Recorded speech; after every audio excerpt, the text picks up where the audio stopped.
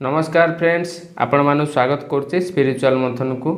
तो चलतु फ्रेंड्स, आज आम आलोचना करबा आत्मज्ञान ही मुक्तिर मार्ग। एक कथा कहीं कहुई आत्मज्ञान ही मुक्तिर मार्ग ना मनुष्य माने आत्मज्ञान पाइले ही मुक्ति होता। तो चलतु आज आम से आत्मज्ञान द्वारा केमिति मनुष्य मुक्ति करा तार मार्ग कौन आज आम से विषय आलोचना करवा। आत्मज्ञान गोटे 9टी मार्ग थाए। चलतु से 9टी मार्ग आज आम कौन जानिबा। कर्म कर्म और पदार्थ को स्वरूप तो त्याग करने अर्पण नुहे। भगवान वस्तु को भगवान बोली मानिबा ही वास्तविक अर्पण होता। अधिकार जहाँ अन्यर अधिकार ताहा आमर कर्तव्य। तेणु अन्यर कर्तव्य प्रति दृष्टि देवा परिवर्ते प्रत्येक मनुष्य निजर कर्तव्य पालन द्वारा अन्यर अधिकार रक्षा करने उचित। आमे जानी थाउ जे गोटे संसार मनुष्य लक्षे धन संपत्ति रखिथिबाकु ताको आमे लक्षपति बोली कहिथाउ, किंतु लक्षे नाम जप करथिबा व्यक्ति ठारू लक्षपति श्रेष्ठ नुहे। कारण लक्षपति मरीगले गोटे काणी कौड़ी मध्य ता संगरे जाए नहीं, किंतु भगवान को नाम जपुथिबा लोक मरीगले बा स्वर्गाहरण होईगले समस्त नाम रूपक धन ता संगरे चली जाइथाए। गोटे भी नाम ताको छाड़िकी रही पारिबो नहीं। तेणु आमे भगवान को समर्पण होगा उचित।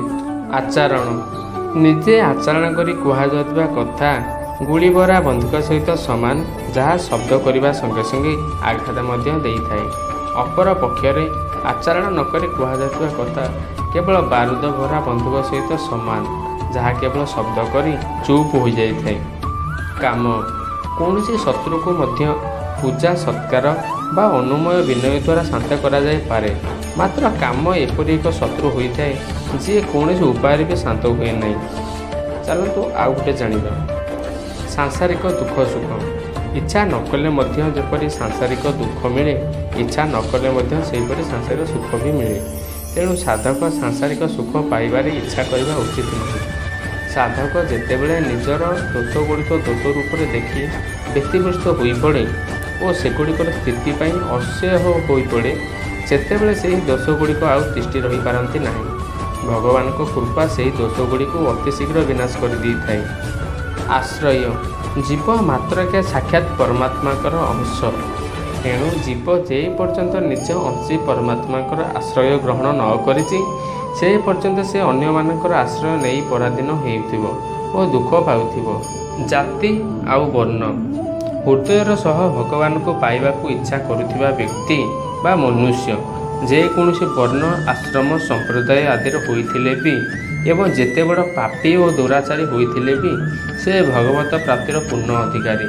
आमे जेमती भगवान को आराधना पूजा करछे वर्तमान सीए भी सही भगवान को आराधना पूजा करिवार सक्षम। फ्रेंड्स, आत्मज्ञान ही मुक्तिर मार्ग आज आपण मानक केमती लागिला।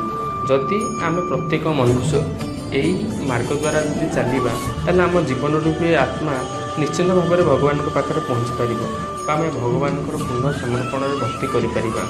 तो जदि आपण भिडियोटी भल लगी चैनल को निश्चित भाव सब्सक्राइब करेंगे, तो एमती नुआ नुआ भिडियो देखिपारे।